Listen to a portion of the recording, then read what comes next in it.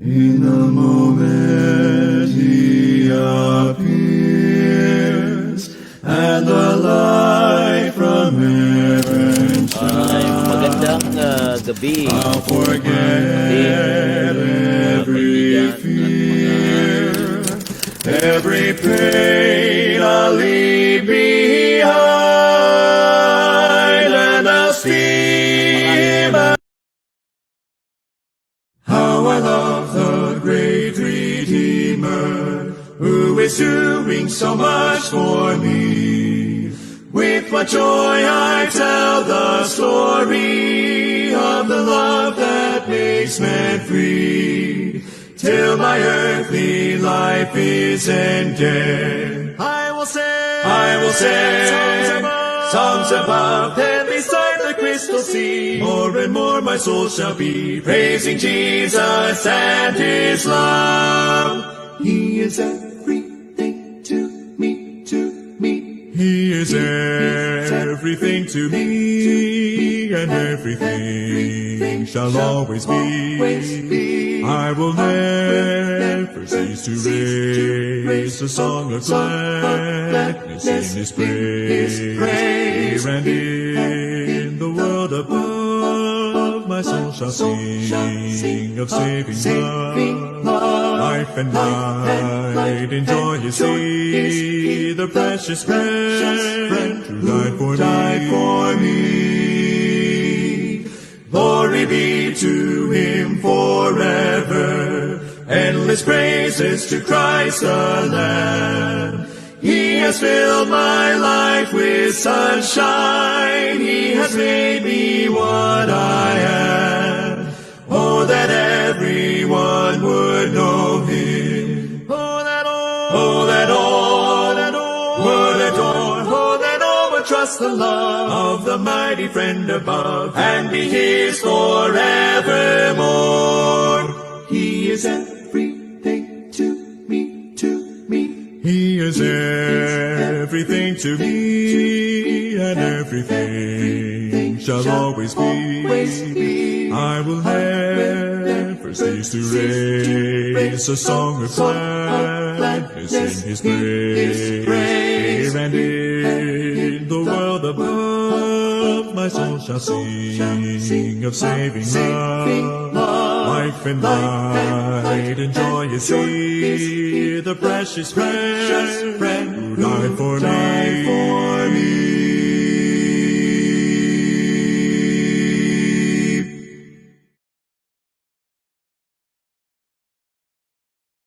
How I love the great Redeemer. Gone is all my debt of sin, a great change is wrought within, and to live I now begin, risen from the fall. Yet the debt I did not pay, someone died for me one day, sweeping all the debt away. Jesus paid it all. Jesus died and paid it on the cross of Calvary, and my heart was well spent at His dying call. Oh, His heart was broken on the tree for you and me, and the debt is cancelled. Jesus paid it all. Oh, I hope to please Him now. Light of joy is on my brow, as at His dear feet I bow, safe within His love. Making His the debt I owed, freedom true He has bestowed. So I'm singing on the road to my home above. Jesus died and paid it on the cross of Calvary, and my heart was melted melted at his dying call. Oh, his heart was broken on the tree for you and me, and the debt is cancelled. Jesus paid it all. Sinner, not for me alone did the Son of God atone. Your debt to He made His own on the cruel tree. Come to Him with all your sin, be as white as snow within.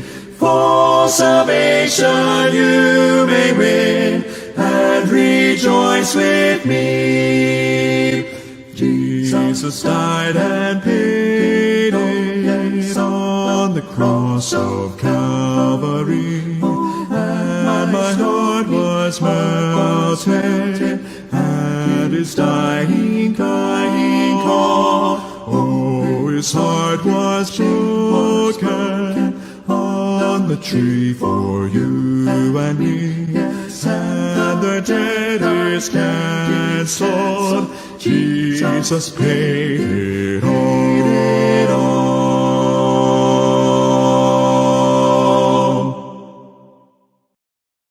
There's a call comes ringing o'er the restless waves. Send the light, send the light, send the light, send the light. There are souls to rescue, there are souls to save. Send the light, send the light, send the light, send the light, send the light, send the light. The blessed gospel light, let it shine, let it shine, from shore to shore, from shore to shore. Send the light, send the light, and let its radiant beams light the world, light the world, forevermore, forevermore.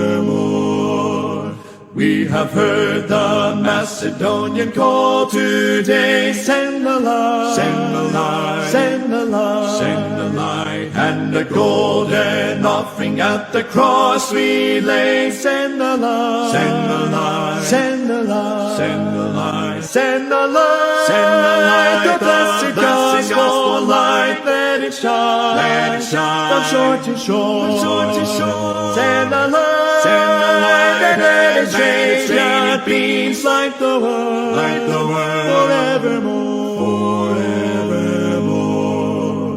Let us pray that grace may everywhere abound. Send the light, send the light, send the light, send the light, and the Christ-like Spirit everywhere be found. Send the light, send the light, send the light, send the light, send the light, send the light. The blessed gospel light, let it shine, from shore to shore, from shore to shore. Send the light, and let its radiant beams light the world, forevermore, forevermore.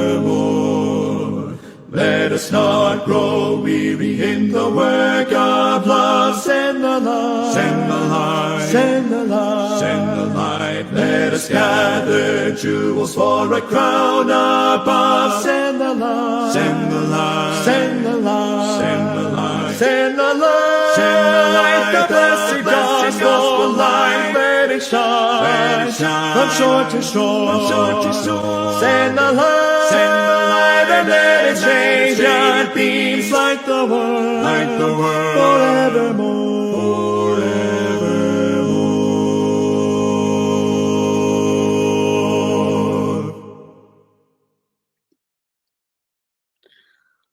Magandang gabi po sa ating lahat, mga kapatid at mga kaibigan. Ito ang inyong lingkod, si Brother Edwin Inso. At nandito na naman po tayo sa ating programa, Anpulunghan Kamatuoran. Sa gabing ito po, mga kapatid, tayo po'y bumabati sa lahat ng ating mga kapatiran sa kay Kristo at mga kaibigan natin na kung saan ay nag-aabang sila para sa ating programa sa gabing ito. Ngayon po ay araw ng Sabado. So, maulan pa rin dito mga kaibigan, mga kapatid, sa Eastern Summer. Pero hindi naman masyado Mayroon tayong Bible study ngayon, pero hindi ako nakasama dahil naiwan ako sa mga kasamahan natin at medyo naulan din. Kaya ang ginawa ko na lang ay nag-live na lang ngayon para hindi masayang rin ang oras natin. So ito mga kaibigan, mga kapatid, kung mayroon kayong mga katanungan sa ating pag-aaralan, sa ating tatalakayin sa gabing ito, huwag po kayong mag-atubili. Pwede kayong mag-comment, pwede kayong magtanong po sa pamagitan diyan sa comment section at pwede rin po kayong mag-chat sa atin sa Messenger or sa Facebook po or mag-text sa ating cellphone number na kung saan ay ayon nakikita ninyo sa ating screen. So ngayon mga kaibigan, ang ating pag-aralan po sa gabing ito ay tungkol po ito sa pagbibigay pa rin. So, mayroon tayong mga viewers na, ating mga kapatid sa Panginoon, lalo na kay Sister Bella. Sabi niya, magandang gabi, Brother Edwin, at sa lahat ng nakikinig at makikinig. Everyone shared. Thank you so much, Sis Bella, and magandang gabi po sa inyo din. At sa isang mga kapatid pa natin, Samson Igan. So, just a half of the matter. Sabi niya in 1 Corinthians chapter 16 verses 1 to 2 is just half of the matter. The context ends at verse 4. So, a proper discussion must start verse 1 to 4. And exactly. So, ngunit hindi lang po 'yon ang talata nating tatalakayin sa gabing ito. So, kaya ihanda na ninyo mga kaibigan, mga kapatid, ang inyong mga katanungan kung sakali mayroon kayong katanungan. Ayun po, ito, ating kapatid din, si Sis Merichel, nasa Luzon. Sabi niya, mapagpalang gabi po sa lahat ng mga kapatid sa Panginoon. Yan. Magandang gabi sa iyo, Sis Merichel. At Sis Bella, ito, magandang gabi Brother Edwin at sa lahat ng nakikinig at makikinig. Everyone shared, sabi niya. At ito po mga kapatid. Ito sabi sa isang follower natin, isa sa mga viewers natin, sabi niya, 1 Corinthians 16 verses 1 to 2 is just half of the matter. The context ends at verse 4. So a proper discussion must start verse 1 to 4. Exactly. So that's what I'm talking about. Because we're going to discuss that, brother. And thank you so much for reminding me. Now, some questions regarding giving. Yun po mga kapatid ha, ang ating tatalakayin sa gabing ito. Some questions may mga ilang katanungan tungkol po sa pagbibigay. Yung kaya kailangan natin itong pag-aralang mabuti kasi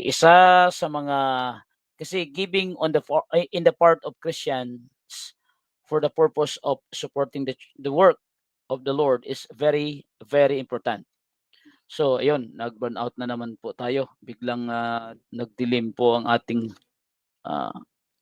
ngunit sige lang, mayroon tayong backup. Pahiram.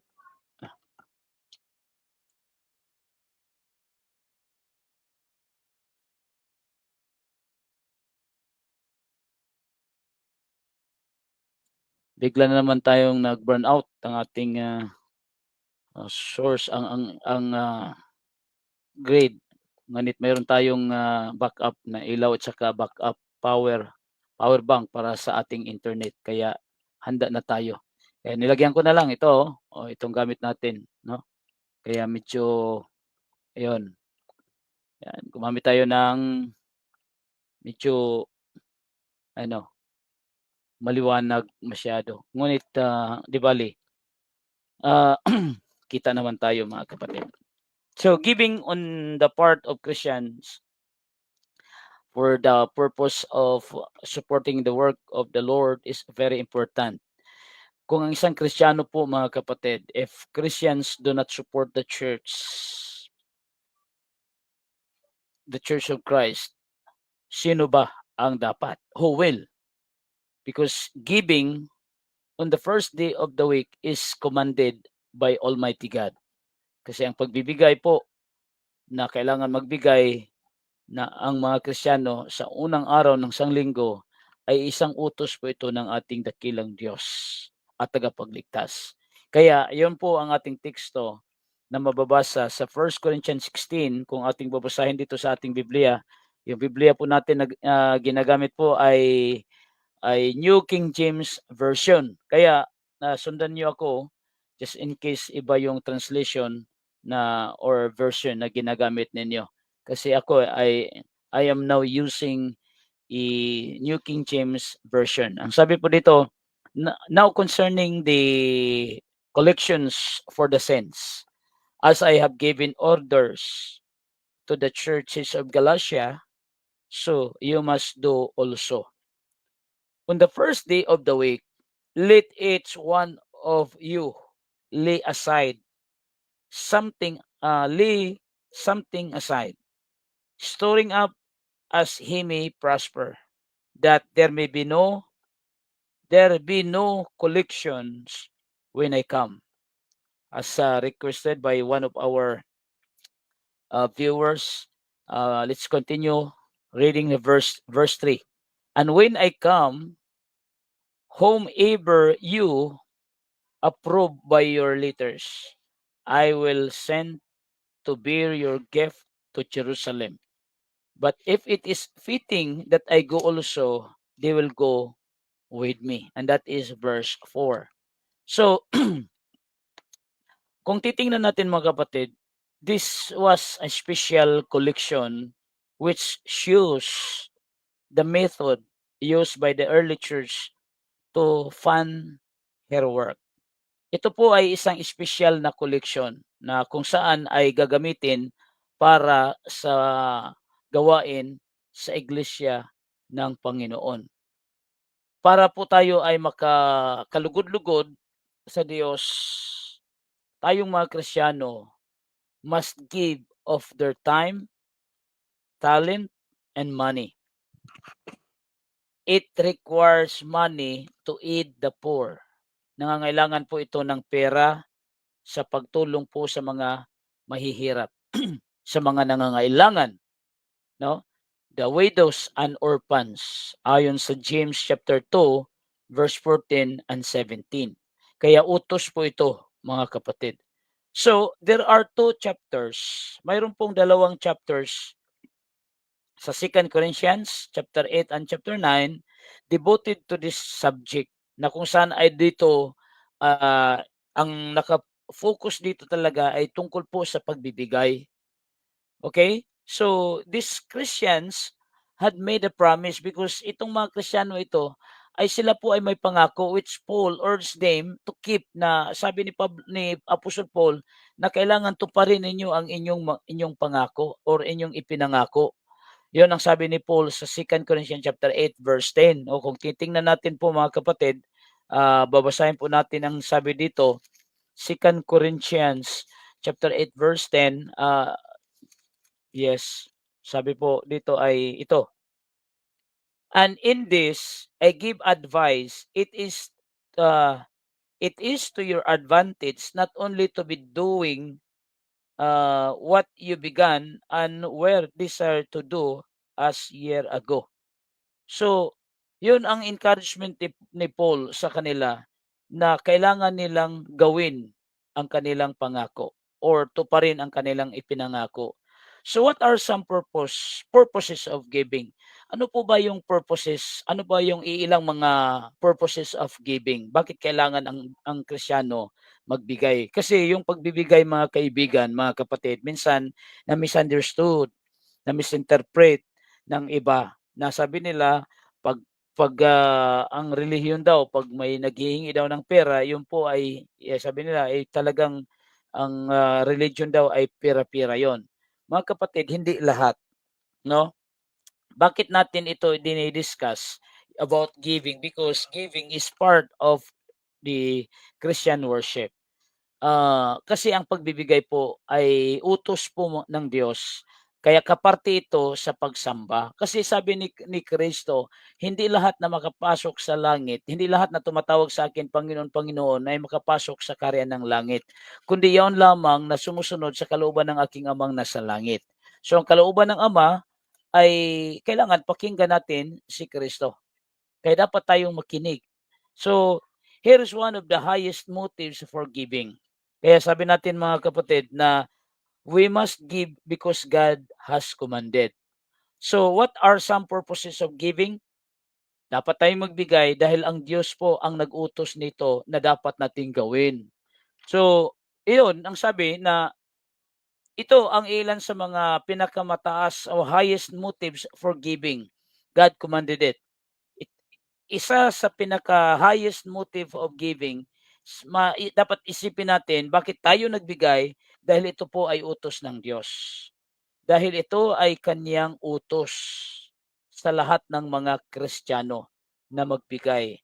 Now, kung babasahin natin ang verse 2 sa 1 Corinthians, yun po ang ating titingnan. Ano? Sa verse 2 sa 2 Corinthians chapter 16, on the first day of the week, let each one of you lay something aside, storing up as he may prosper, that there be no collections when I come.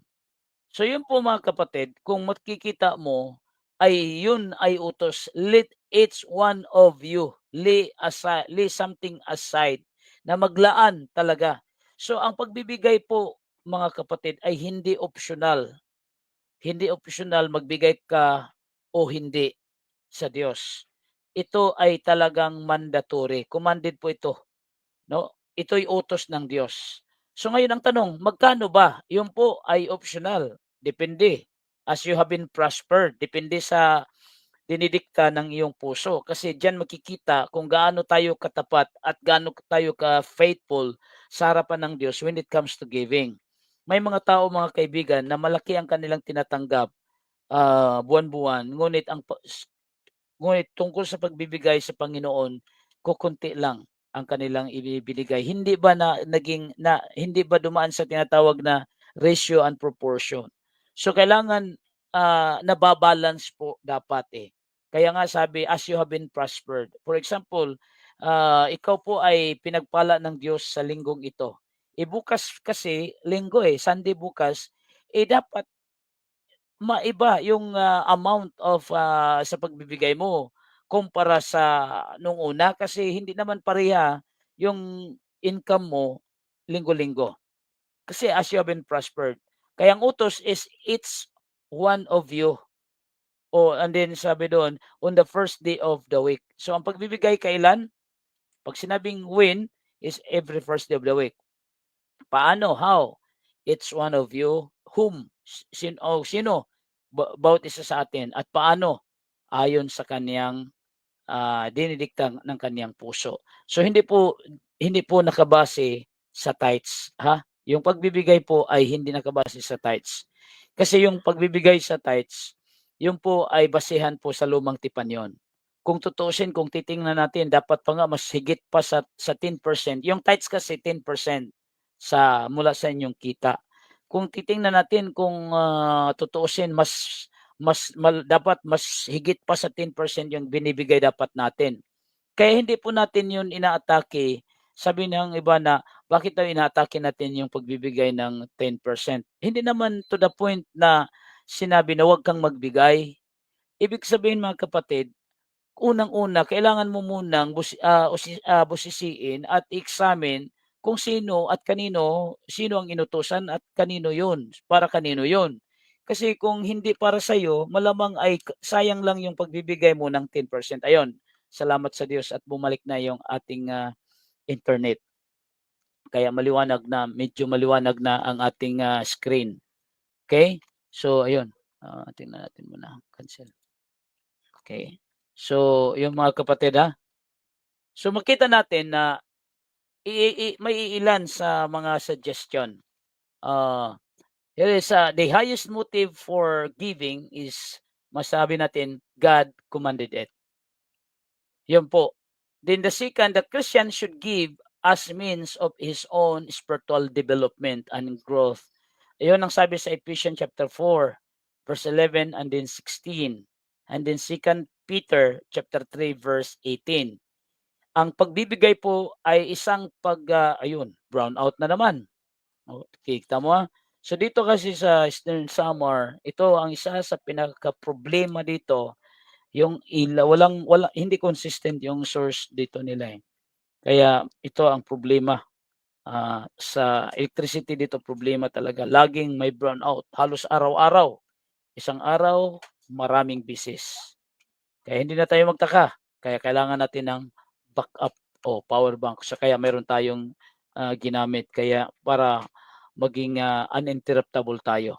Salamat sa Diyos. So tuloy natin mga kapatid, giving, ah, the Christian should give as means of his own spiritual development. Because giving, ito po ay nagsusubok or test our spiritual progress. If you want to be blessed, kailangan mo matuto ka ring mag-bless sa iba. Minsan mga tao nag-expect sila ng blessing from the Lord at hindi naman sila nagbe-bless sa kapwa-tao. Kung ikaw po ay binigyan ng Diyos ng biyaya, dapat hindi mo rin 'yun ipagkait sa kanila na karapat-dapat na tulungan. Kasi tayo'y binigyan ng Diyos upang tayo makapagbigay din sa iba. Ginamit ng Diyos ang ibang tao para tayo ay ma-bless, kaya tayo dapat ay magpapagamit sa Diyos para mag-bless din sa ibang tao. Kaya ating hiling sa Diyos ay, "Lord, make me a channel of blessing." So, are we too stingy? Tayo po ba ay kuripot o minsan na tayo ay madamot sa mga bagay na kung saan ay hindi naman talaga para sa atin? Kung naalala mo mga kapatid, tayo po ay nag-aral nung nakaraang mga linggo about the stewardship. Hindi po tayo ang mamay-ari ng, bagay na kung anong mayroon tayo. Kaya ito ay dapat realization po ito sa lahat natin, sa lahat ng mga Kristiyano, na dapat huwag nating isipin na ang mga bagay na kung anong mayroon tayo ngayon, hawak natin ngayon, hindi po ito in reality, hindi po ito sa atin nanggagaling, eh. Ito po'y nagmula sa Diyos, pinapahawakan ng Diyos sa'yo at sinusubok ka kung gaano ka katapat sa Kanya as His steward. Kasi minsan hindi nakalimutan natin yung principles, nakalimutan natin yung katotohanan. Kapag tayo nakahawak na ng mga bagay na kung saan ay sa tingin natin mahalaga para sa atin, iniisip na natin kaagad na tayo ang nagmamay-ari nito. Alalahanin na hubad tayong pumunta rito at hubad din tayong babalik. Ibig sabihin, wala tayong madadala. Kaya ang lahat ng mga bagay na kung anong mayroon tayo, huwag nating ipagkait sa mga nangangailangan din. So, yun, makita natin mga kapatid na giving serves as proof of the Christian's love for God and humanity. Yung pagbibigay po mga kapatid ay isang pruweba sa ating pag-ibig sa Diyos at sa lahat ng mga tao. Kaya may utos, kung titingnan natin ha, kung babasahin natin ang 2 Corinthians chapter 8 verse 3, okay? Babasahin po natin ito. 2 Corinthians chapter 8 verse 3, medyo madilim kasi brown out nga dito. For I bear witness, sabi dito ni Paul, for I bear witness that according to their ability, yes, and beyond their ability, they were freely willing. So kahit mahirap sila, nagbigay pa rin sila. They were still willing to give.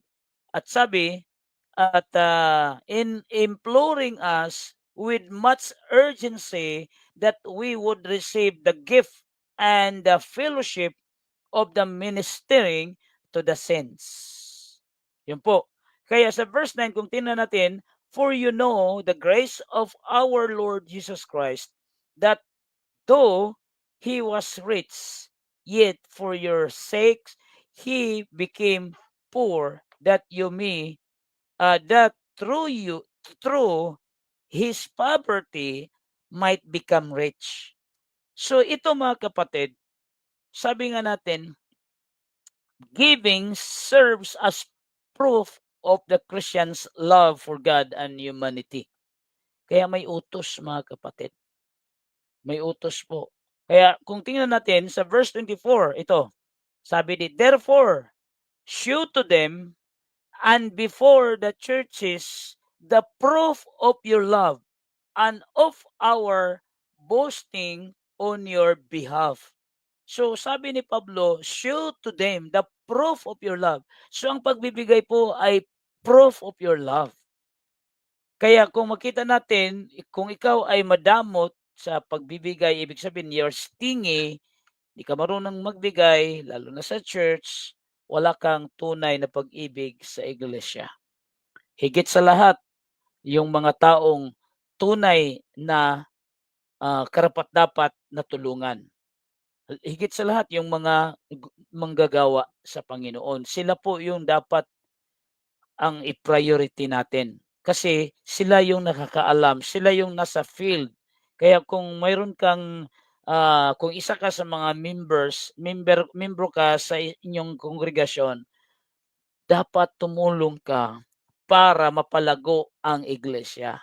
Para ang workers ng church ay magpapatuloy sa mga gawain dahil sa tulong mo.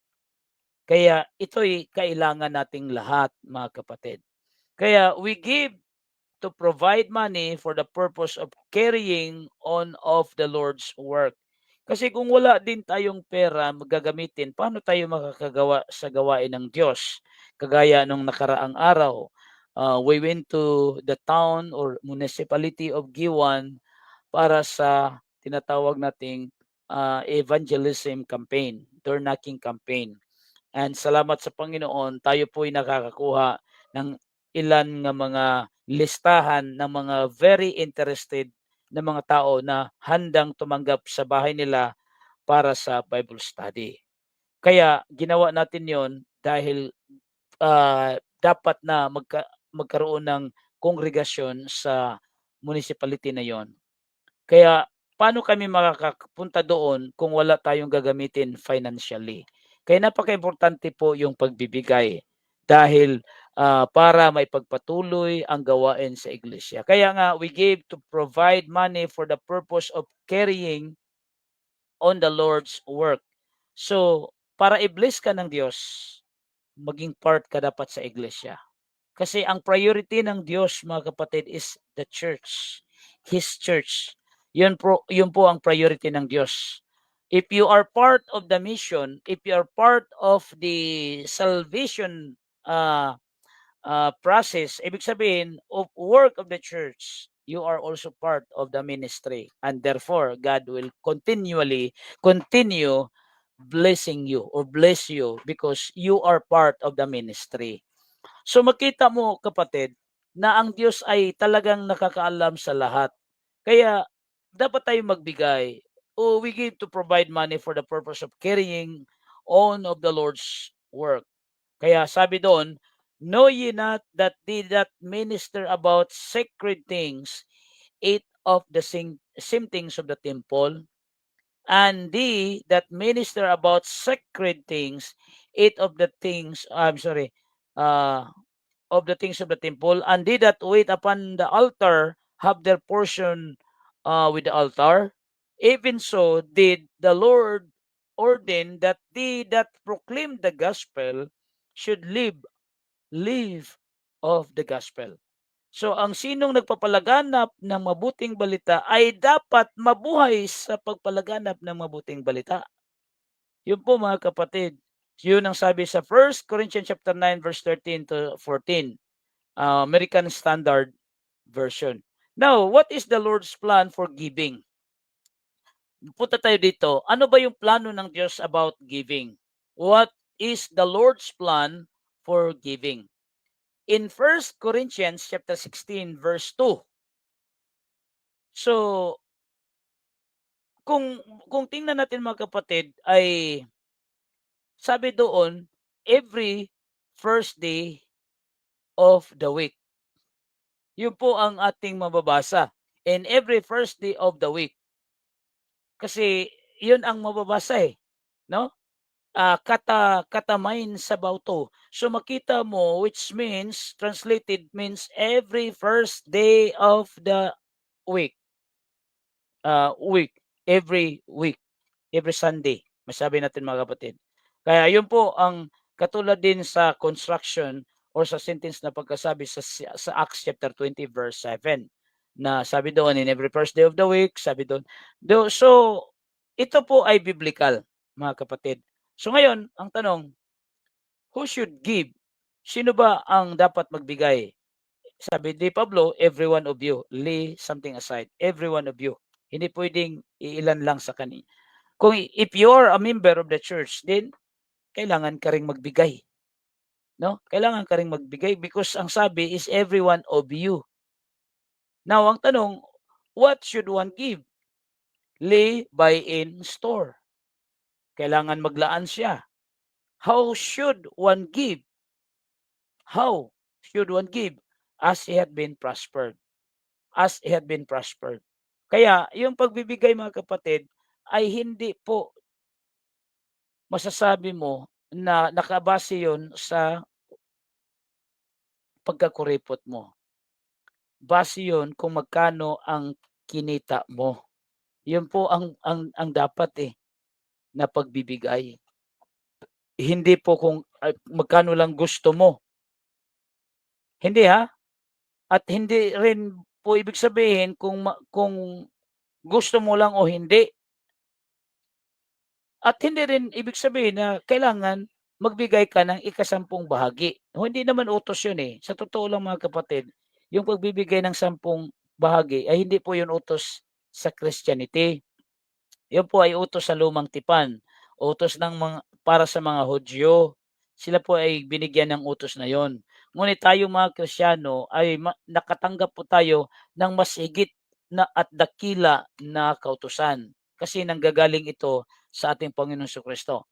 Kaya kung tutuusin, dapat tayo ay ang pagbibigyan natin ay higit pa sa 10%. Kaya nga sabi ni Kristo, except your righteousness exceeds the righteousness of the scribes and Pharisees, you will by no means get enter into the kingdom of heaven. So, kailangan mag-exceed yung righteousness natin. Kung ang mga Pariseo at saka mga Skriba ay sila ay nagbibigay ng 10%, ay dapat tayo higit pa sa kanila. Ngunit hindi tayo inutusan kasi ang utos dito sa bagong tipan, as you have been prospered. So kung ngayon halimbawa ay yung pagiging Kristiyano, yung hanapbuhay mo ay ikaw ay binigyan ng Diyos ng biyaya kumpara nung nakaraang buwan, dapat mas malaki ang bigay mo ngayon kaysa sa nung nakaraang buwan. Hindi yung papantay mo lang. Bakit? Kasi as you have been prospered 'di ba? As you have been prospered naman. So, ang tanong, who should give? Every one of you. Kahit asawa mo. Kahit sabihin mag-asawa kayo, dapat kanya-kanya kayo. 'Di ba? So, mayroong nag-comment sa atin. Sabi ni Brad June Buiba, ito si Brother June Buiba, sabi niya, "Maayong gabi Bro Edwin at sa mga nanonood at nakikinig. God bless you all." Maayong gabi po diha sa imo bro. Sana makabalik ka dinhi sa pagbisita sa Burungan City, Eastern Samar. Salamat Brad sa imong pag-comment. Thank you so much. Now, itutuloy po natin ito. So, who should give? Bawat isa. Hindi pwedeng sabihin mo, wala akong ibigay kasi ang Panginoon mga kapatid, ito ang katotohanan. Ang Panginoon natin ay hindi pulubi. Mayaman ang Diyos natin kung mayaman ang Diyos natin, bakit siya naghihingi? Hindi naman ang Diyos sumihingi. Ang pagbibigay po ay practice yun po. Yun, isa sa mga training ground natin, pinapractice tayo upang matutunan natin ang ugali na magpagbigay. Kasi yung mapagbigay ay kabaliktaran yon sa madamot. At ang pagiging madamot po ay isang paraan sa pagsamba sa Diyos-Diyosan. Yun po ang sabi ni Paul sa Colossians chapter 3. So ngayon, kung wala sa ugali mo ang mapagbigay, ay ikaw ay madamot. Kung madamot ka, walang makakapasok sa kaharian ng langit. Kasi ang isang Kristiyano ay dapat hindi madamot because una, nangingimbabaw yung pag-ibig mo. Kung tunay nga na mayroon kang pagmamahal, pag-ibig sa kapwa at sa iglesia ng Panginoong Hesukristo, dapat tumulong ka sa gawain. Hindi mo pwedeng sabihin mo na pera ko to, lakas or ako ang dahil sa aking talino, dahil sa aking lakas, nagkaroon ako nito, kung sakaling hindi ka binigyan ng Diyos ng sapat na talino o sapat na lakas, makakapagpatuloy ka kaya sa inyong gawain? Hindi pa rin, hindi rin. Kaya pasalamatan natin ang Panginoon. Bakit? Siya ang source ng lahat. Katalinuhan, kalakasan, at magandang pangangatawan, malusog na pangangatawan, yun po lahat ng gagaling sa Diyos. Kaya ibalik natin sa Kanya ang para sa Kanya. Yun po mga kapatid. So who should give? Every one of you. And what should one give? Lay by in store. So ibig sabihin, kailangan ihanda mo muna.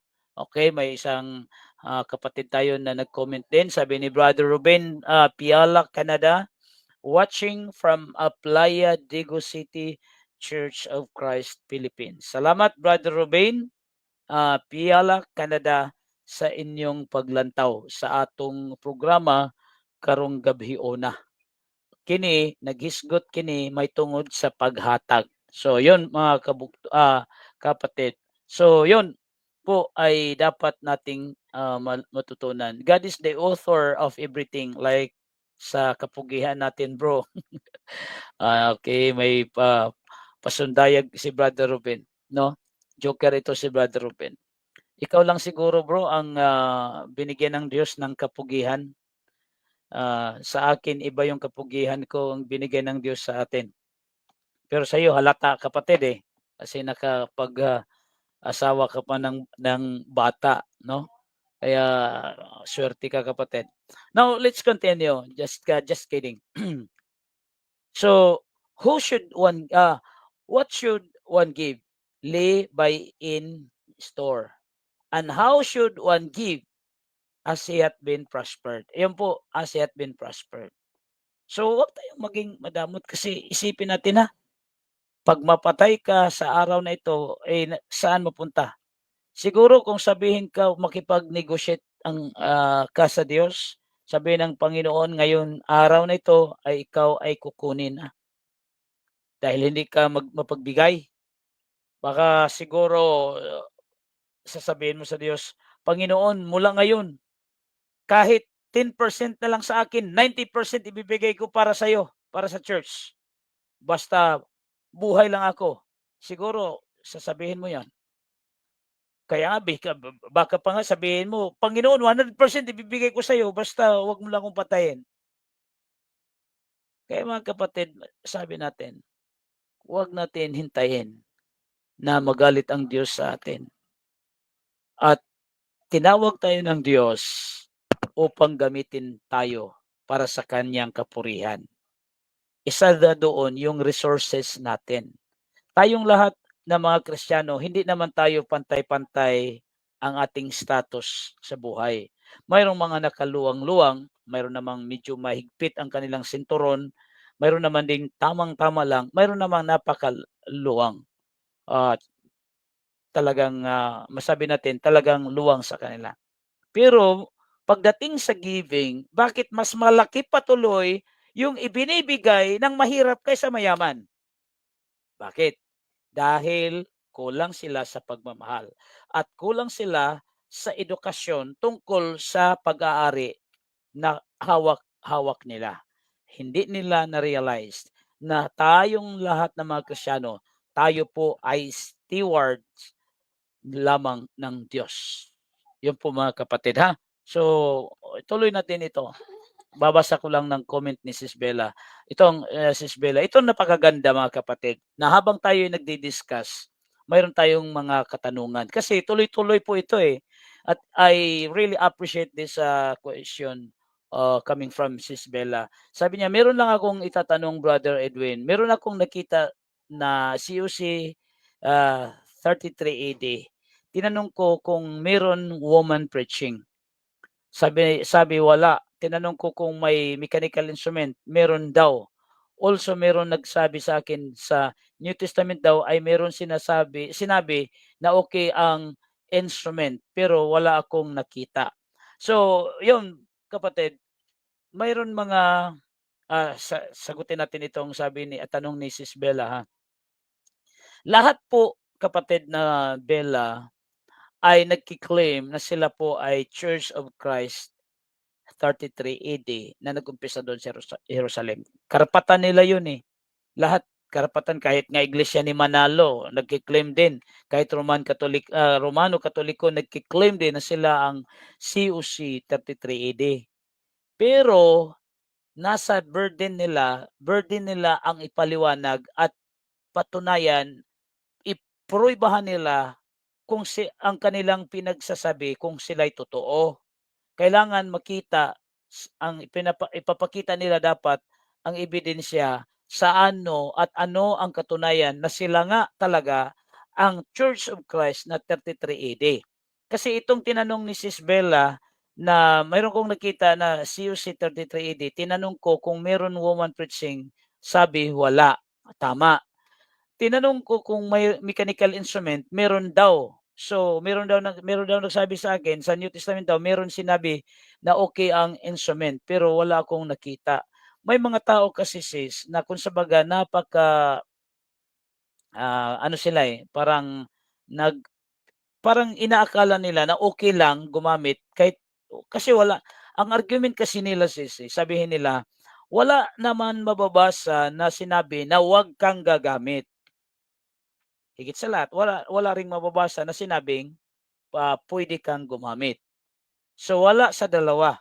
Walang sinabi na bawal gumamit ng mga mechanical instrument. Walang sinabi ang Biblia sa New Testament na mapunta sa impyerno ang gagamit ng mga mechanical instrument. Doon sila na side na yon. Pero ang isipin din natin, kung tingnan natin, parang may point din sila kasi ang hinahanap kasi nila, yung argument kasi nila ay wala daw mababasa. Dahil walang mababasa, nag-conclude sila kaagad na okay na dahil walang mababasa. Hindi po, kapatid, lahat na walang mababasa ay okay na rin gamitin. Katulad na lang sa example walang mababasa na ipinagbabawal ang bawal na gamot. Sabihin natin, marijuana. Sigarilyo, walang mababasa yon na bawal manigarilyo. Walang mababasa na bawal shabu. Higit sa lahat, wala ring mababasa na sinabi bawal sambahin si Mary. Wala. Pero bakit tayo nakapag-conclude na hindi pwede sambahin si Mary? Dahil ang utos ng Diyos, Diyos lamang ang dapat sambahin. Huwag tayong sasamba sa kapwa-tao. Ibig sabihin, pati si Maria hindi pwede sambahin. Ngayon, punta tayo doon sa sinabi nilang hindi mababasa. Wala daw mababasa na mapunta sa impyerno ang gagamit ng instrumento. At wala ring mababasa na sinabing bawal. Wala nga, kapatid. Pero dapat respetuhin natin yung tinatawag na the law of silence of the Bible. Ang Biblia po mayroong law of silence siya. At mayroong tinatawag na the law of inclusion at the law of exclusion. Ang ibig sabihin mga kapatid, yung wala ay hindi mo dapat idagdag at hindi mo dapat ang nandyan, hindi mo dapat kukunin.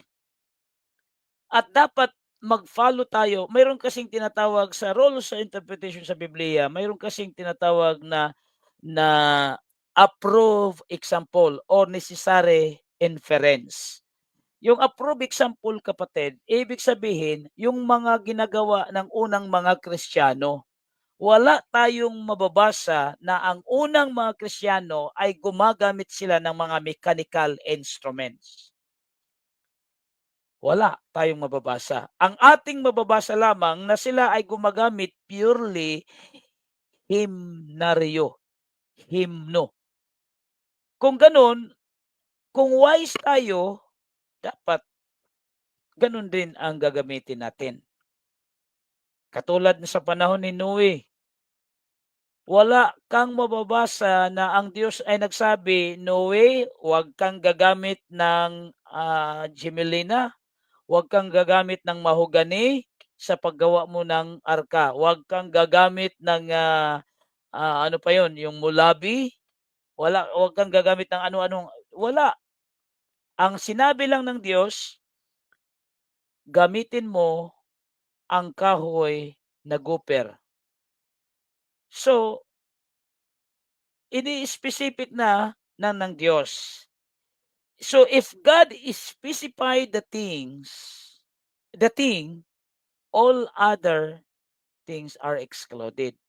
Hindi na yun kasali. Pag ang sabi sa Biblia ay sing, hindi sinabing play. Ibig sabihin, dapat sumunod lang tayo para safe tayo. Huwag tayong huwag nating i-presume na okay, na hindi naman pala baka sa huling araw, huli na ang lahat. Kaya mga kapatid, magtaka sila. Bakit hindi tayo gagamit ng mga mechanical instrument? Marami silang mga arguments tungkol diyan, pero gusto ko pag-aralan din natin 'yan sa ibang mga ibang araw, kapatid. Napakagandang tema 'yun, eh. Now, ito, mayroon pang isang comment si Sis Bella. Ito sabi niya, kapag sinabi ng Bible na hindi pwede magdagdag o magbawas, 'di ba dapat understandable na 'yon? Opo, sis. Thou shall not add, thou shall not subtract. Dapat understandable, huwag talaga. Pero sila, gagamit sila talaga ng, sarili nilang, pangangatwiran. Sabihin nila wala naman daw sinabi sa Biblia na bawal gumamit, 'di puwede nang gamitin. O kung gano'n, kung tutuusin wala ring sinabi sa Biblia na during the Lord's Supper, bawal gumamit ng, sliced bread. Wala ring during the Lord's Supper, wala ring sinabing bawal gumamit ng beer as substitute sa wine, grape juice, hindi rin sinabi. Ngunit bakit hindi natin gagawin 'yon? Dahil ang utos ay maliwanag. 'Yon ang tinatawag, hindi naman sinabi na utos direkta na ito talaga ang gamitin ninyo. 'Yun po ay tinatawag na approved example or necessary inference. Bakit? Ginagawa nung unang mga Kristiyano. 'Yun din dapat ang gawin natin. So, kapag sinabi ng Biblia na hindi pwede, 'di wag talaga. Because salvation is non-negotiable. The word of God is non-negotiable. Hindi pwedeng tatawaran mo, mga kapatid. Kasi non-negotiable 'yun, eh. Hindi pwedeng sabihin mo, "Panginoon, pwede bang ito gamitin ko?" Hindi. Kaya kaibigan, mag-ingat po tayo sa ating sinusunod, nang sa gano'n hindi magiging walang kabuluhan ang ating pagsamba. Sundin natin kung ano ang sinasabi ng Biblia. 'Yun po mga kapatid. So, ngayon, ang tanong ay, how should one give as he had been prospered? Why give? Bakit tayo magbigay? Ang sabi doon, that there be no gathering when I come. At kailan ang pagbibigay? When give every first day of the week. Hindi pwede na every meeting, every gathering. Sa kanila, yung ibang denominasyon, every time na mag-gather sila, ay nagbibigayan sila. So, dapat makita ang tunay. Baka ginamit lang sila para para mapirahan sila. Kaya no wonder mayayaman sila dahil ang ginagatasan nila yung mga miyembro nila. Kawawa naman. Kawawa, eh. Every time na mag-gather sila, bigayan sila. Hindi naman masamang magbigay. Kapag iyon po ay taos-puso, hindi nanggagaling sa isang tao na nag-utos na dapat tayong magbigay. Hindi po dapat, kapatid, no? Kaya ayan, yung sabi ni Sis Bella, "Yeah, your right is not negotiable." Okay, Sis Ibs Maglaya, Kumusta Sis Ibs? Maglaya, magandang gabi po sa inyo. Sabi ni Sis Ibs, greetings everyone watching. Thank you so much for the highlight. Thank you so much Sis Ibs and Sis Bella. Sabi niya Sis Bella. Thank you Brother Edwin. You're welcome Sis Bella and thank you so much. At isa sa ating mga viewers din, Dominador Bolhano. Tama yan brother, 100% tayo diyan na sinusunod natin. Amen. Salamat brother Dominador. At Sis Bella, sabi niya, shared. Thank you so much Sis Bella. At Sis Brenda ay good evening din sa ating kapatid na Brenda. At si Brother Danny Harjo, magandang gabi bro at sa lahat ng mga nakikinig sa atin. Okay, tuloy-tuloy lang po tayo kapatid, mga kapatid. Sundan ninyo ako at makinig tayo at magtanong. Nang sa ganun ay yung katanungan niyo ay pa-flash natin sa screen nang mabasa sa lahat din at marinig nila ang sagot na nagmula sa Biblia. Kaya yun po kapatid. So, ayun na kailan magbigay? Every first day of the week. So other passages which should be read are Acts chapter 11 verse 29. Now, subukan nating basahin po ito in public kapatid. Dito sa Acts chapter 11 verse 29. Ito, tingnan natin kasi kailangan ito, importante ito mabasa natin para sa lahat. Sabi dito, yung Bible ko gamit. Chapter 11 ng Acts verse 29. Ito po. Then the disciples Then the disciples each according to his ability determined to send relief to the brethren dwelling in Judea. Say, lahat sila'y nakadetermine na dapat sila'y magpadala ng tulong sa mga kapatiran doon sa Judea. Ay, yun po, mga kapatid. Okay, so, kaya yun sabi, in Acts chapter 11, verse 29, and in 2 Corinthians chapter 9, verse 6 and 7. Try natin basahin ito kasi ito yung chapter na ito, lagi natin itong binabasa sa tuwing tayo po ay nagtuturo tungkol sa giving. Ngunit dito babasahin natin in 2 Corinthians chapter 9 verse 6 and 7. Okay? Para maliwanag po dito, ito yung utos. Huwag tayo doon sa sasabihin ng pastor, magbigay kayo ng 10 bahagi sa inyong kita. Nasaan yun sa bagong tipan? Sa lumang tipan yun eh. At malinaw po, in-explain natin yun, nakaraang mga buwan sa study natin, na yung utos na yun ay para lamang po sa mga Israelita, hindi para sa mga Kristiyano. Yun po ay utos. Ayun, burnout na naman tayo, mga kapatid. Alay na parang sa kananay. Ayun. Ako, nagpapalaki ito ng ating bill. Okay, unanop tayo dito. Pero di bale. Tuloy pa rin kasi sabi ko may backup tayo eh. Kaya uninterruptible tayo.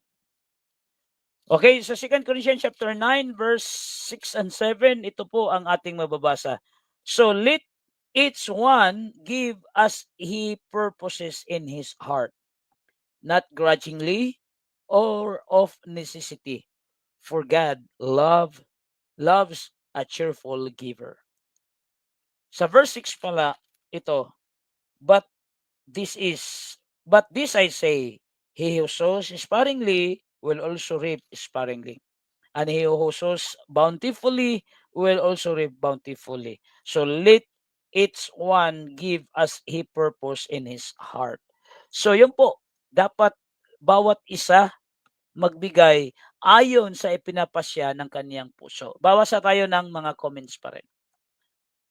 Okay, ito. Magandang gabi bro at sa lahat ng mga nakikinig from Brother Danny Harjo sa sulat. Sis Abe, sabi niya, I'm fine bro, God is good. Amen. Salamat sis Abe. at nasa mabuti kang kalagayan. Brother Ruben Piala Calada, sabi niya, very simple understanding, Brother Edwin. Walang mababasa sa New Testament na need tayo gagamit ng music instruments. Only melody in heart. That is right. Exactly. Tama, Brother Ruben. Salamat sa comment mo, kapatid. Now, let's go to the next comment. Sabi ni Brother Mariano, magandang gabi bro, watching you from Lawag City. Ay layo pala ng ating inaabot. Sana bro ay God willing makaabot kami dyan at makapag-bisita kami sa inyo dyan sa Lawag.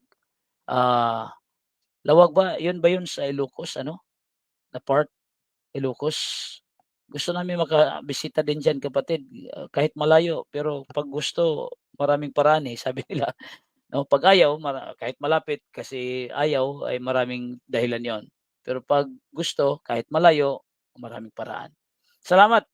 Thank you so much, Brother Mariano, for being with us here this evening during our discussion. So, thank you so much. Now, let's continue our discussion.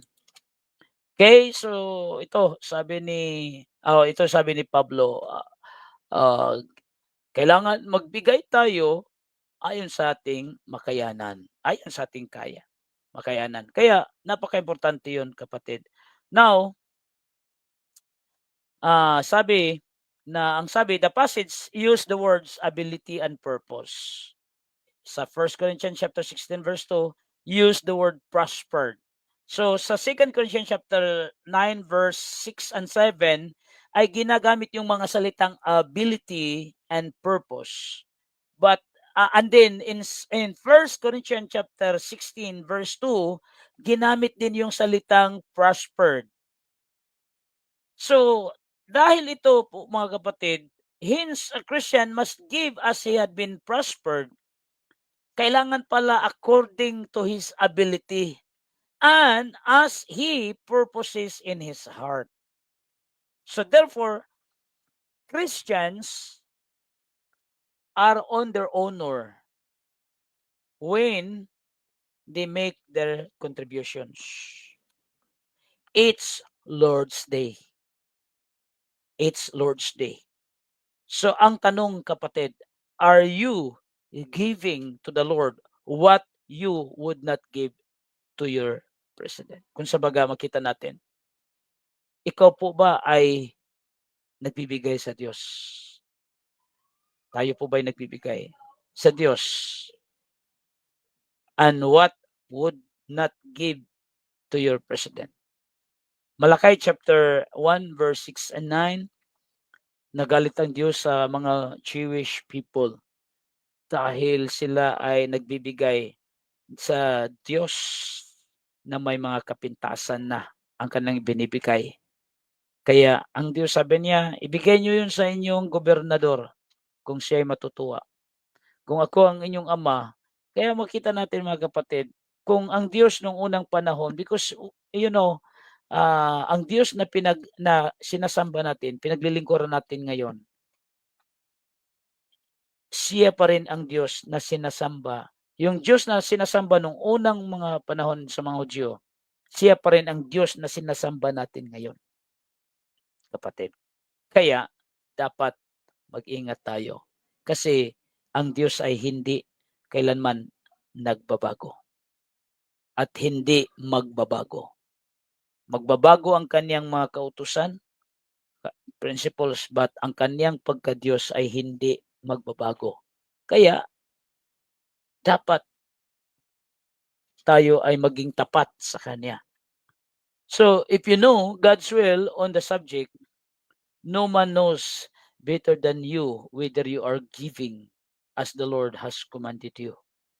So, dito tayo sa the wrong way to give.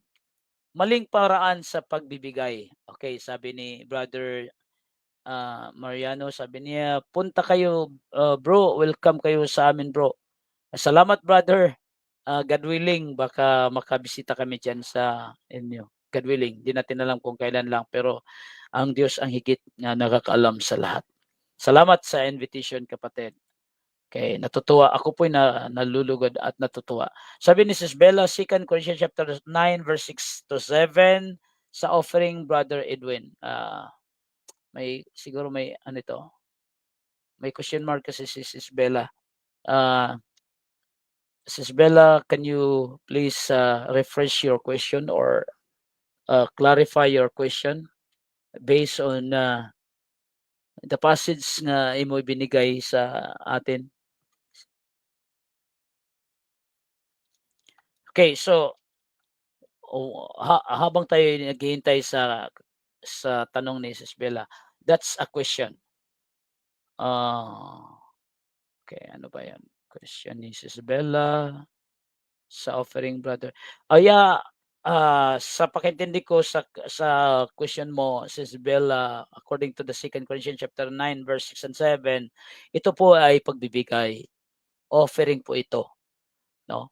Taos puso. Ayun ang sabi, basahin nga natin ulit po ang verse 9, chapter 9, verse 6. But this I say, he who sows sparingly will also reap sparingly. Paul was using the principles of sowing. Siya po ay gumagamit ng prinsipyo sa pagtatanim. Kung ikaw po ay magtatanim ng kukunti lang rin ang anihin mo. Kapag ikaw ay tatanim ng marami, marami rin ang anihin mo. So yun po, kapatid. Kaya tungkol po ito sa offering. Kapag tayo nagbibigay sa tamang paraan, kasi we're now going to discuss the wrong way to give. So sa tamang paraan sa pagbibigay, ang paraan is kailangan nanggagaling po sa puso. At ang pinakamataas, the highest motivation sa pagbibigay ay dapat dahil ito ay utos ng Diyos.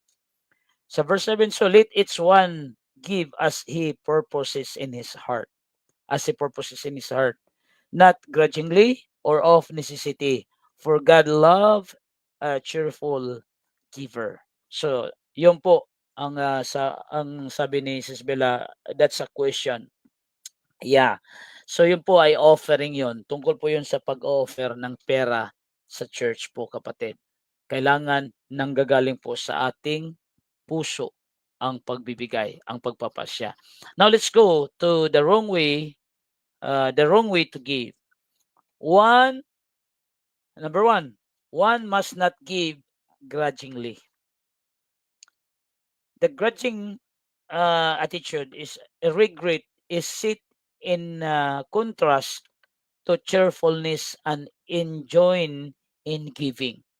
Yung pagbibigay, yung grudging, para bang nagmurmur ka, sabihin mo, hindi sana ako magbigay pero inutos ni brother na ganun. So you're grudging, yun ang regret, or para bang nanghihinayang ka na magbigay. So iyon po ay kabaliktaran sa cheerfulness, enjoying in giving. Yun po, kapatid. So, as is the reluctance expressed in of necessity. So, number 2, we must not give out of covetousness. Huwag po tayong magbigay na parang may pagkamadamot.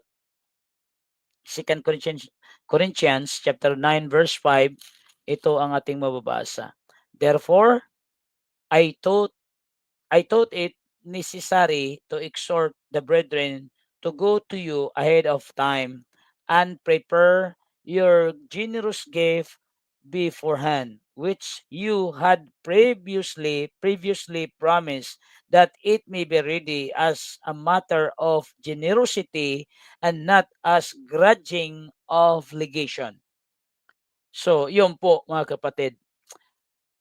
We must not give out of covetous. The word covetousness in the American Standard Version is rendered to extortion. Yun ang sabi sa Vines, says of his word. As a matter of extortion, a gift which betrays the giver's unwillingness to bestow what is due. One gift should be prompt by love. Ang isang pagbibigay tamang pagbibigay, yung gift ay dapat tinutulak ng pag-ibig. Tinutulak ng pag-ibig. May nag-comment sa atin na naman ano, Erlinda Catarinin, ito ay aking auntie, kapatid ng nanay ko. Sabi niya, "Hi, magandang gabi. Salamat ya igang Erlinda ang kaniyang tunay na pangalan. Salamat sa imong paglantaw." Okay, so tuloy po tayo. What is the true spirit of giving? What is the true spirit of giving? Number one, we should give cheerfully. We should give cheerfully. 2 Corinthians chapter 9 verse 7, kailangan pagbigay, ang sabi ay cheerfully. Basahin natin. Sabi dito ay, "So let each one give as he purposes in his heart, not grudgingly or of necessity, for God loves a cheerful giver." So, we should give cheerfully. Verily, God loves a cheerful or hilarious giver. Yun po mga kapatid. So, yun ay, yung word na hilarious kapatid ay ginagamit yun sa Greek term na ang ibig sabihin ay readiness of mind, that joyousness which is prompted to do anything. So, mayroong nalulugod siya sa kaniyang puso, yun ang nagtutulak na gawin niya ang lahat ng bagay. Dahil nalulugod siya sa kaniyang ginagawa o mayroon siyang kaligayahan sa puso niya. So, yun po ang tinatawag na cheerfully, na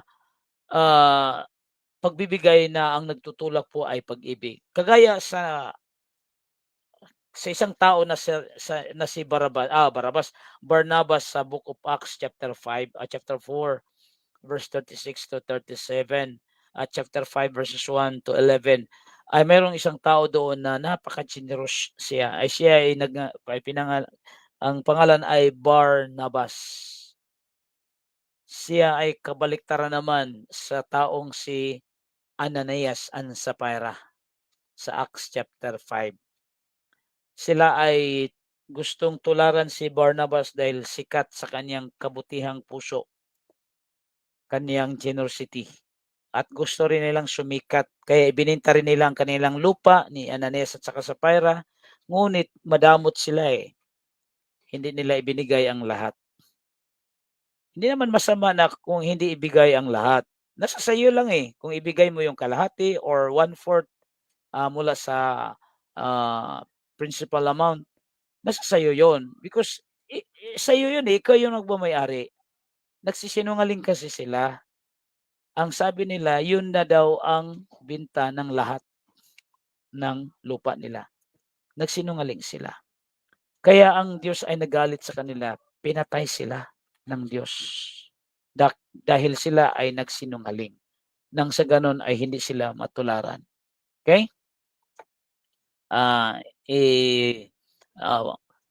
I-flash natin ang comment ni RG Mutas. Shout out kan Lorena Inso na nagpapahilot kan Mama Patring. Nagpahilot siguro, masakit ang kalawasan sa trabaho.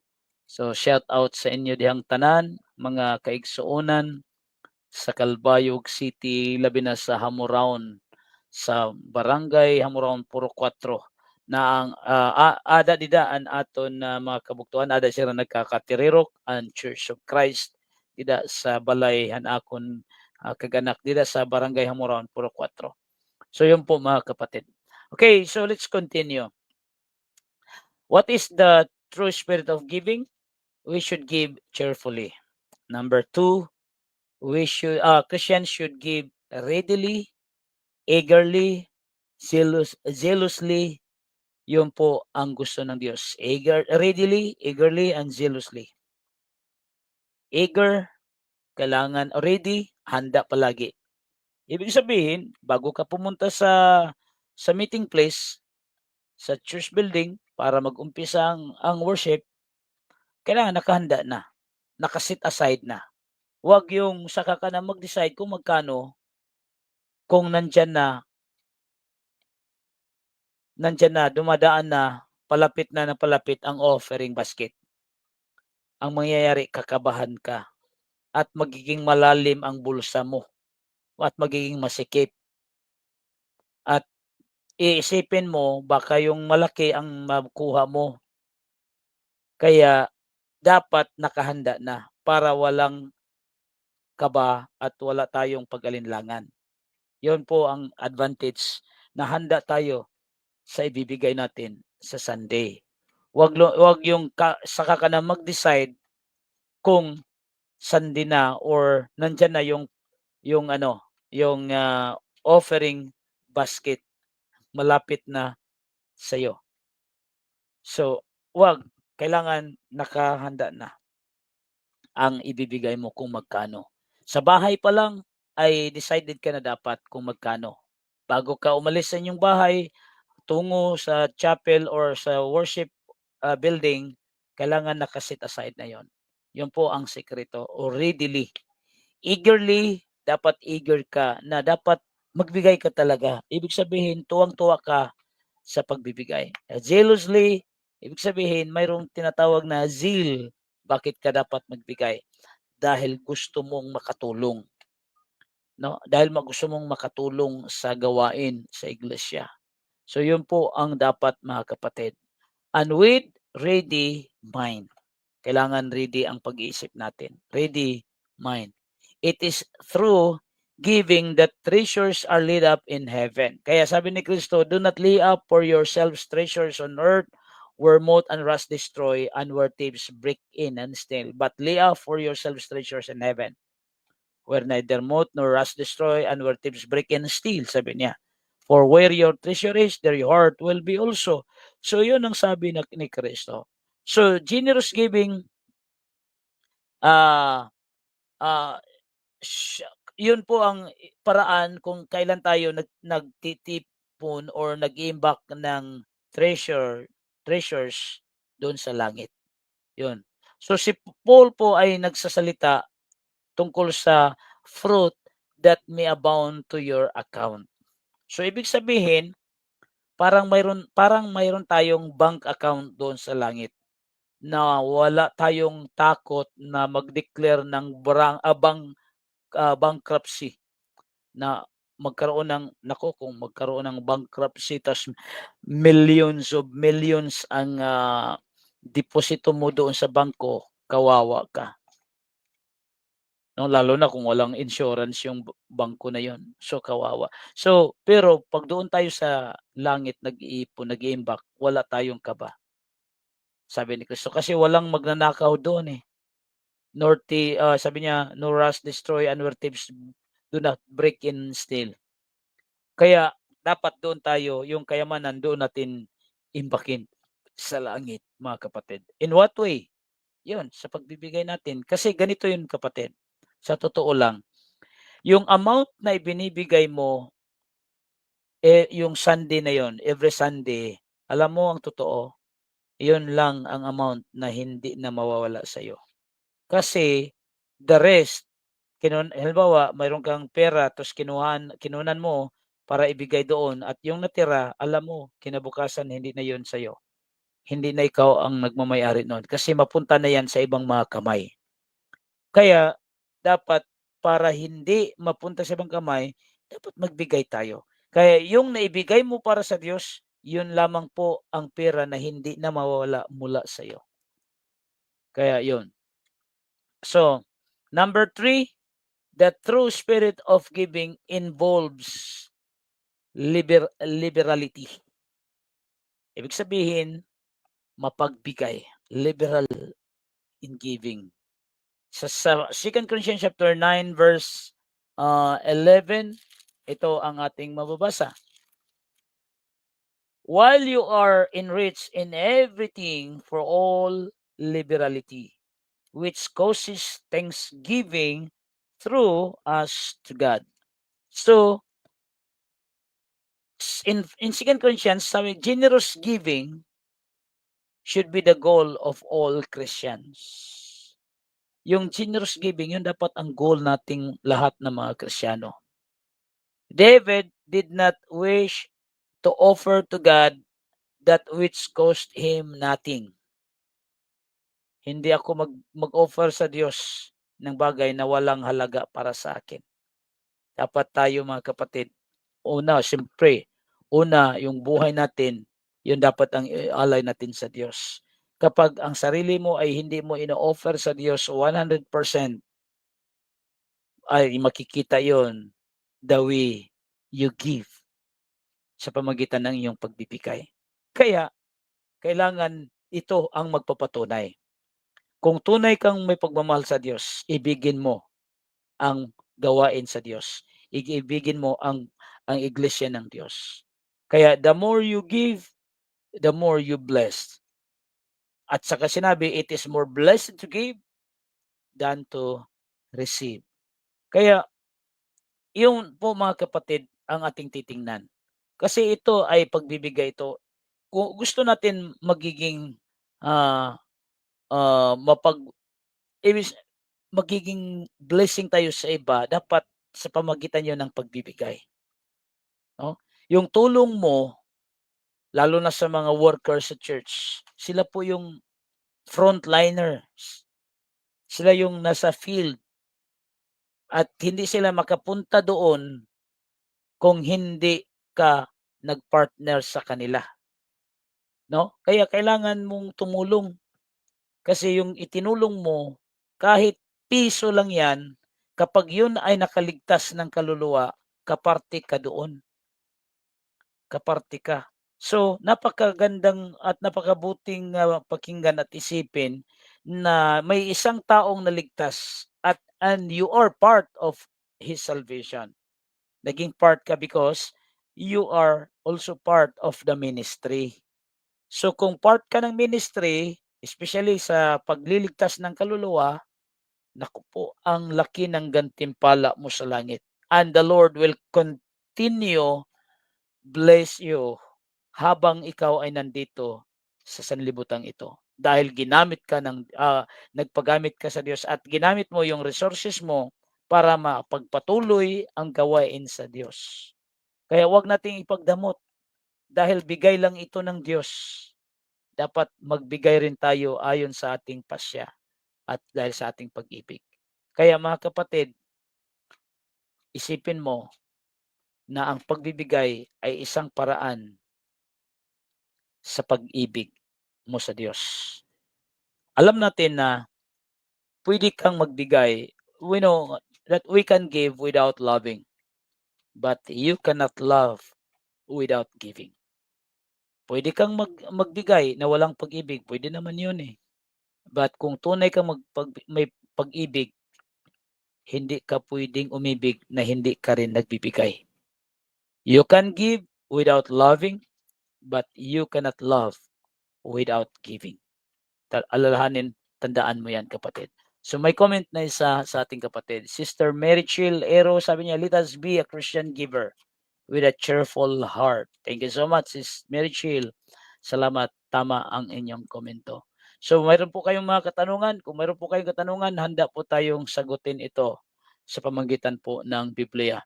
So, hintayin ko po ang inyong mga tanong. Just in case meron kayong mga tanong at habang kayo naghihintay sa inyong mga katanungan, mag-play muna ako ng ilang awitin. Okay? Mag-play tayo.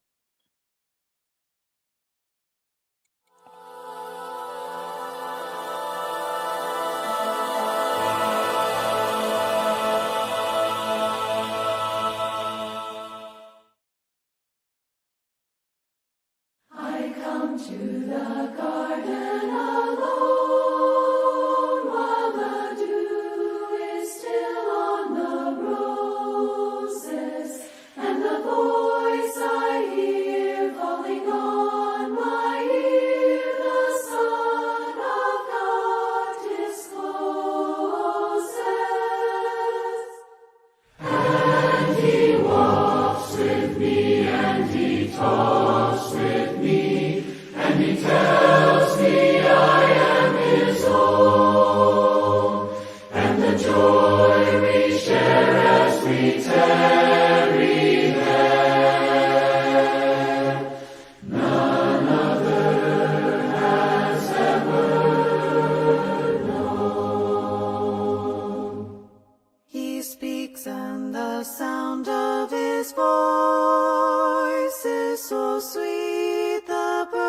hush their singing, and the melody that he gave to me within my heart is ringing. And he walks with me, and he talks with me, and he tells me I am his own. And the joy we share as we tarry there, none other has ever known.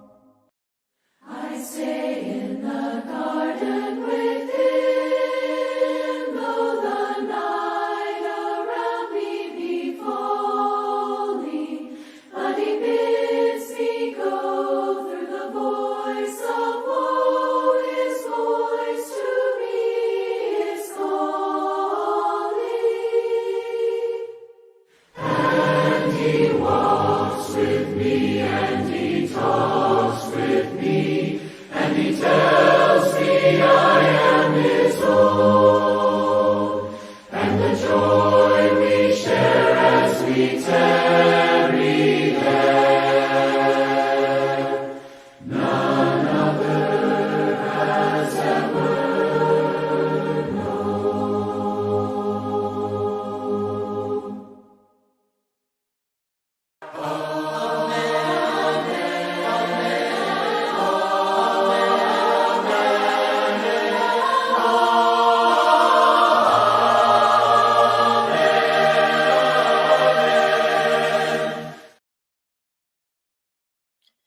Okay, so tapos na yung ating patalastas. Wala na sigurong katanungan mga kapatid mula sa ating mga viewers, sa ating mga listeners sa gabing ito. Siguro hanggang dyan lang muna tayo kasi wala nang mga katanungan. Ngunit tayo po ay nagpapasalamat sa inyo, sa lahat ng mga kapatid natin na kasama natin sa gabing ito. Naway sa susunod po, samahan ninyo ako sa iba pang mga pag-aaral natin. Marami pa po tayong mapag-aralan tungkol po sa Biblia. Upang tayo ay magiging equip sa paglilingkod sa Diyos, kailangan natin ang pag-aaral ng matuwid na pag-aaral or pure doctrine po mga kapatid. Marami tayong mga kapatid na nagla-live din at nagtuturo tungkol po sa encouragement. Ngunit po kapatid ay yung pagpatuloy, sabi nila yung message ay kailangan tayong magpatuloy. So yun, tama, kailangan tayong magpatuloy pero ano ang ipagpatuloy natin kung hindi ito ang tama? Ang ginagawa natin ay dapat natin munang alamin kung ito'y tama nang sa ganun ay ating may pagpatuloy. Kapag mali ang ating ginagawa, huwag na nating ipagpatuloy yon. Kaya mayroong kasabihan, sinabi, hindi tama yung sabi nila na practice makes perfect. Kundi correct practice makes perfect. Kasi kung pinapractice mo ay mali, paano ka magiging perfect sa pinapractice mo ay mali yung pinapractice mo? Correct practice makes perfect. Yun po ang tama. So may tanong po kapatid. Ito, ipa-flash natin sa screen. May tanong po ako kapatid. Nararapat ba ang isang babae na magbautismo sa isang sitwasyon na walang lalaki na pwedeng magbautismo? Okay, so ito ay magandang katanungan ni Sis Mary Chill. Kailan ba yun? May nagtanong sa atin. May nagtanong kasi sa atin kung doon sa Giwan ba yun ano? Sa Giwan pala yun. May nagtanong kung pwede bang yun po ang tinatawag, ito ay tinatawag na hypothetical question. Na ibig sabihin, tanong na maaring mangyari na hindi mangyayari. Una, na maaring mangyari na hindi mangyayari. Bakit sabing maaring mangyari hindi mangyayari? Mahirap mangyari sis na sabihin natin na walang lalaki. Kasi sa dinami-dami po ng mga Churches of Christ sa buong Pilipinas at buong mundo, imposibleng walang lalaki. Kaya para sa atin, para safe tayo, huwag natin sanayin na babae ang magbautismo sa kapwa babae. Pwede naman tayong tumawag ng mga kapatid kahit nasa malapit lang. Kung wala sa katabing bahay, nandoon sa ibang bahay o nandoon sa kabilang barangay, pwede naman natin sila i-message na sabihin, Brad, pwede po ba kayong pumunta rito sa araw na ito kasi mayroon akong kaibigan na naturuan ko na gustong magpabautismo.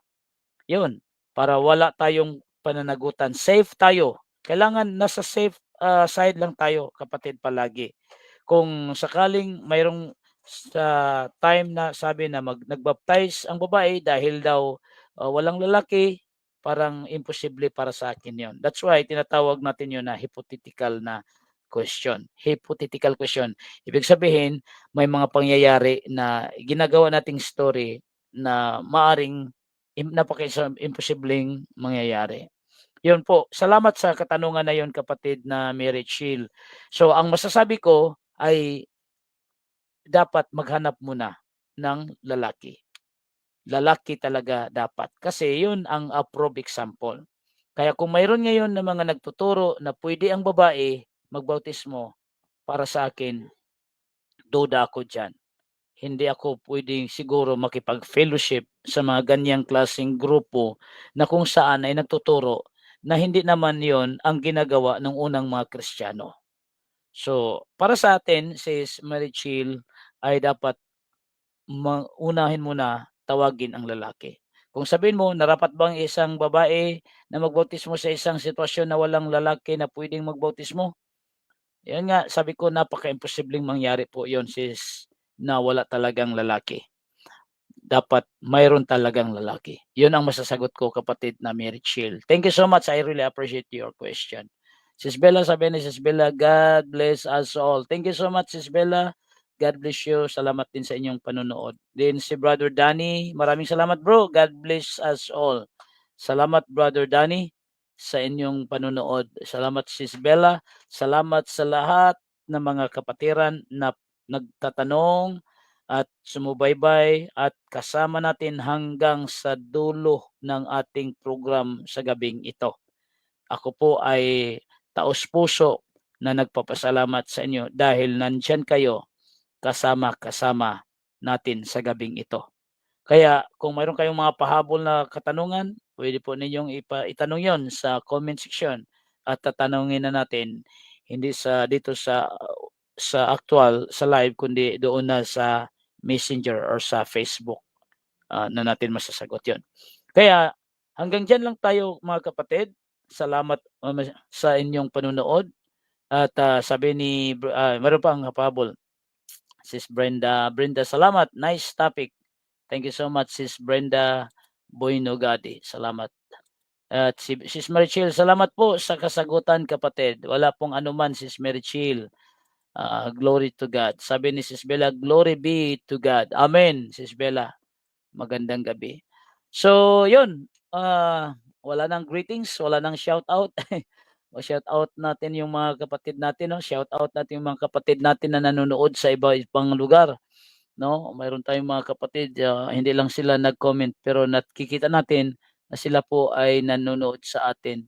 Si Chimuel Barcia nanonood sa atin, si Sis Lydia B. De La Cruz ay nanonood sa atin, si Sis Belia Olivia ay nanonood din sa atin, at si Angelito Malakaste nanonood sa atin, at yung classmate ko, si Gilbert Flor, taga Calbayog, classmate ko ito sa San Policarpo National High School sa Calbayog.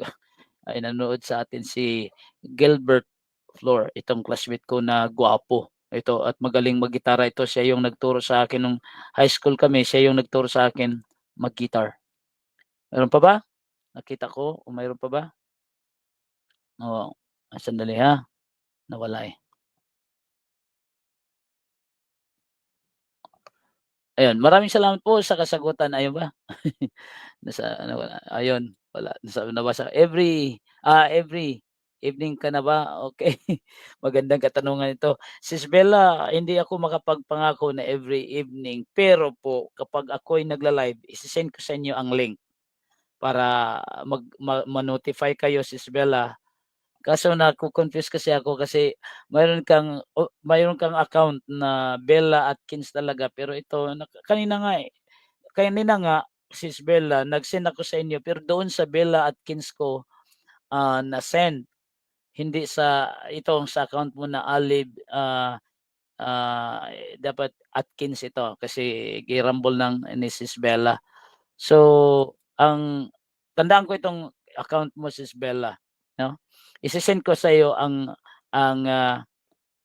ah, link ng live ko palagi para ma-notify ka. Salamat, sabi ni Sis Bella, please para hindi ko ma-miss. Opo, I'm sure. God bless, Sis Bella. Thank you so much. Sisend ko talaga, God willing. So ito, sabi ni Sis Mary Chill, pa-shout out po, Brad, si Lina Hermano, watching from Cavite. Sana ma-inspire siya sa message mo ngayon. Salamat, shout out kay Lina Hermano. Salamat sa inyong panonood at naway ma-inspire kayo. At mayroon pa po tayong mga mensahe at pag-aralan sa susunod na naman na mga pagkakataon sa ating programa na Anpulong Han Kamatuoran. So yun po mga kapatid, no? So yun ang nagpapa-shout out. So salamat at huwag niyong kalimutan mga kapatid na paki-share ito live natin kung sakaling okay lang sa inyo, paki-share sa inyong mga kaibigan para sila ay makapagpanood para mayroon silang matutunan. So yun ang pinaka mabuti nating gawin. So ang tanong, Sis Bella, nasaan si Brother Dane? So si Brother Dane ay napaka-busy. Kaya nahihiya ako, Sis Bella, na itag sa niyang account. Baka ma-disturb yung account niya. Pero busy siya eh. Pero siya yung nag-encourage palagi sa akin, nagre-remind na sabi niya, Kuya, mag-live ka ba ngayon? O kailan ka mag-live? Kaya itong StreamYard na ginamit natin is siya po ang nagbabayad dito, si Brother Dane, yung kapatid natin na attorney. Siya ang nagbabayad dito sa yung StreamYard natin na ginagamit ngayon. Kaya at tayo po ay nagpapasalamat sa kanya kahit hindi natin siya nakasama ngayon sa ating live, ngunit siya ay part pa rin sa gawaing ito kasi siya yung nagbabayad sa StreamYard na ginagamit natin ngayon. Kasi ako gumagamit ako ng StreamYard. Kaya mayroon tayong background at mayroon tayong yung teaser na ginagamit ito.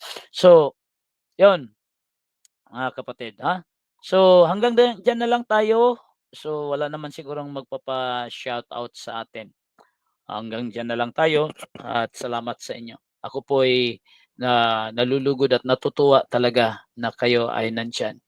Naway samahan ninyo ako sa susunod naman natin na program dito sa ating live program Anpulong Han Kamatuoran. Thank you so much at magandang gabi po sa ating lahat mga kapatid.